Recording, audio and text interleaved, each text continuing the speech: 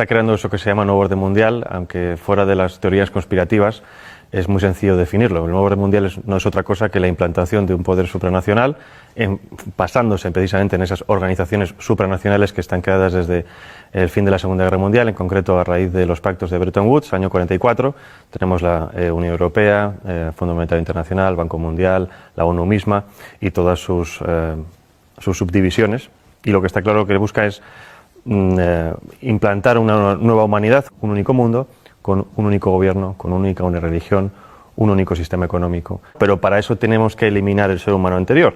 Por eso esos pilares que son los fundamentales: relativismo moral, laicismo, ideología de género, entre otros tantos. Podemos añadir aborto, ahora viene la eutanasia, con el objetivo de desprogramar al ser humano que existía antes, implantar un nuevo código de valores y poder empezar a implantar el transhumanismo, que es a que vamos. Vamos en lo que llaman también la cuarta revolución industrial, que es la implantación de un sistema robótico basado en inteligencia artificial que controle todo aquello que antes era de alguna manera esporádico en el ser humano. Para eso necesitamos, como les decía, formatear, eliminar la antigua civilización, en este caso la civilización cristiana, los valores cristianos, e implantar una nueva serie de valores que permita a las nuevas juventudes que entren perfectamente en esa nueva realidad. Para esto es lo que llaman, entre otras cosas, la Agenda Global 2030 o la Agenda del siglo XXI. Las Naciones Unidas han promovido la Agenda 2030 y esta debe de mantenerse como la guía central. Lo sorprendente y lo llamativo es que está todo perfectamente entrelazado y todo perfectamente conectado, porque si tocamos todos los puntos, la salud, la educación, la ciencia, todo eso les va a permitir guiar, digamos, todo de forma paralela, todo hacia un mismo punto. Aunque en la realidad, obviamente, sabemos que hay gobiernos nacionales, en la práctica, gran parte de estos gobiernos nacionales para nada están trabajando para el bien de sus naciones, sino que trabajan precisamente para los intereses de estos globalistas. Lo hemos visto con el gobierno de Sánchez, lo estamos viendo en otros países, por ejemplo, también en Iberoamérica. El mundo al que vamos es fruto de una ingeniería social perfectamente planificada y perfectamente implantada.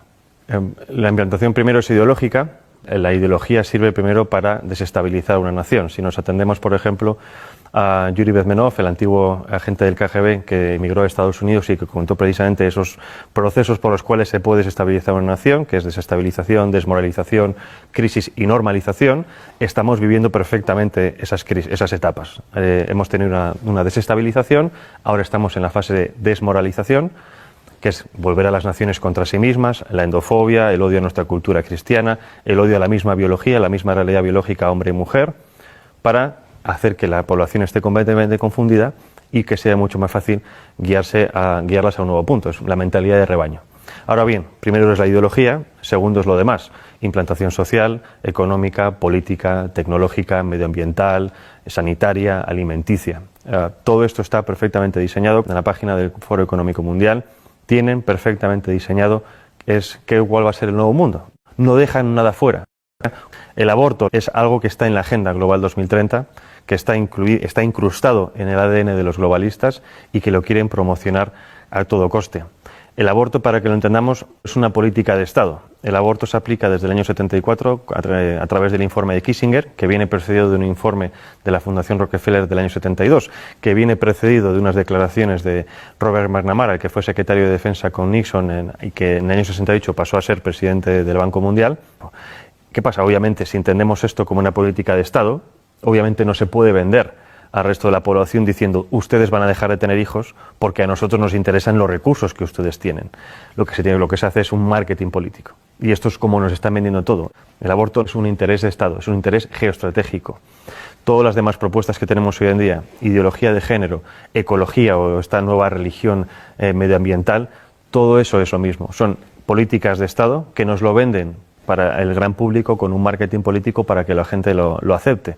Porque, por ejemplo, si entendemos ahora las políticas medioambientales como, digamos, obviamente necesarias para todos los gobiernos, dentro de esas políticas medioambientales está la reducción de la población. Nos lo venden como un bien necesario, es decir, si seguimos creciendo vamos a destruir el planeta, por lo tanto, dejen ustedes de tener hijos, porque si no este ritmo es inaguantable. Nos venden la ideología verde como algo necesario, pero que dentro de esa ideología verde contiene todas estas políticas de Estado que nos lo quieren vender para, obviamente, controlar a la población. Con el objetivo precisamente de desestabilizarnos para poder tener el control completo sobre nosotros. No hay nada más fácil que dominar que una población enfrentada entre sí. Por eso es tan importante entender cómo funciona la aplicación de las políticas, cómo funcionan las élites supranacionales, para poder entender qué tipo de política se nos está aplicando a nivel nacional y local. El enemigo a abatir por esta élite supranacional o globalista no es otra cosa que el ser humano. Es decir, hay un desprecio absoluto por parte de las élites por el ser humano corriente, no solo en las élites supranacionales, también las tenemos en las élites nacionales. Y obviamente para destruir a esa parte de la población, no en el sentido físico, sino en el sentido psicológico, hay que atacar obviamente sus creencias, sus bases morales. Y en este caso, primero es destruir las naciones y obviamente la religión. Hay un objetivo que es crear una religión única. Es decir, las religiones tradicionales son un escollo para ese nuevo orden mundial, para la consecución de ese poder político. Si eliminamos la religión, estamos eliminando obviamente una vía de escape muy humana que de alguna manera evita que llegues al control mental de las personas. Podremos controlarlas físicamente, pero la religión permite que esas personas se puedan evadir a otro plano y obviamente también contiene unos códigos ético-morales muy firmes que están completamente enfrentados ante los códigos morales que nos quieren implantar. En este caso, la religión católica o la Iglesia católica es el enemigo a batir desde hace siglos. Ya no solo hablo de la masonería, sino de muchísimas personas. Es decir, es necesario hacer caer esa civilización cristiana para poder implantar una nueva civilización. El objetivo en general cuando hablo de la humanidad es el control absoluto de la población, pero no solo hablo de control, digamos, policial, sino control de lo que se consume, de lo que se piensa, de lo que se educa, de lo que se ve. Más o menos yo creo que todo el mundo tiene en la cabeza esta realidad porque es un poco lo que estamos viendo. Nos censuran las redes sociales, nos censuran medios de comunicación, censuran incluso en los mismos colegios y esto no es otra cosa que poner barreras. Entonces necesitan acabar con todo eso para poder tener el control. Obviamente cuando hablo de Soros como uno de los principales promotores de este nuevo orden mundial, lo dejo muy claro, uno de los principales, o digamos una de las caras visibles. Yo creo que si conocemos a Soros tanto, es porque a Soros se le permite mostrarse. ¿Con esto qué quiero decir? Con esto digo que los verdaderamente poderosos están en la sombra. Ahora bien, si Soros, digamos que trabaja en el lado social, quiero decir la sociedad civil, es decir, es un experto en modificación de conciencias. Para eso trabaja en la ventana de Overton. La ventana de Overton es una herramienta que nos permite transformar lo imposible en un hecho factible. Y hay varias fases. Obviamente primero viene la propaganda, la ideología. Para eso se crean y se financian think tanks, fundaciones, asociaciones que generen supuestos documentos científicos, oficiales, estudios, etcétera, de los cuales después se hagan eco los medios de comunicación. Esos medios de comunicación llegan a las masas. Las masas, a base de repetición de estos estudios, estos conceptos, estas ideologías, acaban, si no aceptando como propias esas ideologías o pensamientos, sí aceptándolos diciendo que es algo como ya existe y lo ven por todas partes, es algo que hay que aceptar. Una vez llegamos a esa tercera fase, viene la cuarta fase, que es la de los políticos. Los políticos, obviamente, con el interés partidista de continuar en el poder, se hacen supuesto eco de esas reclamaciones supuestamente sociales y, obviamente, después el quinto, que es la transformación en leyes, la legislación.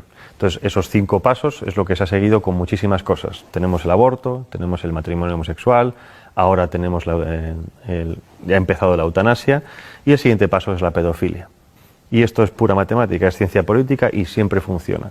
Entonces, si nos atenemos a que esto sirve para aplicar ciertas cosas, ¿qué es lo que ha hecho Soros a nivel social? Lo mismo.